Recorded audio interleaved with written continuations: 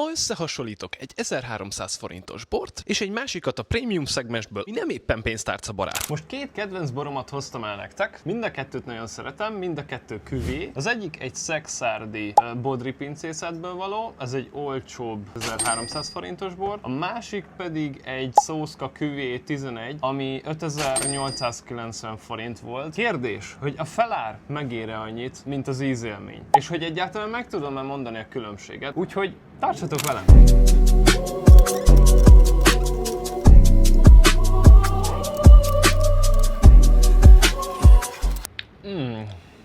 Ez nagyon fincsi. Kevésbé érzem testesnek, de nagyon jó íze van. Nézzük meg a másikat. Na ez egy másik liga. Én szerintem tudom az eredményt. Szerintem ez lesz a Szószka, ő pedig a sárkányos bodri. Nézzük meg, hogy igazam volt-e.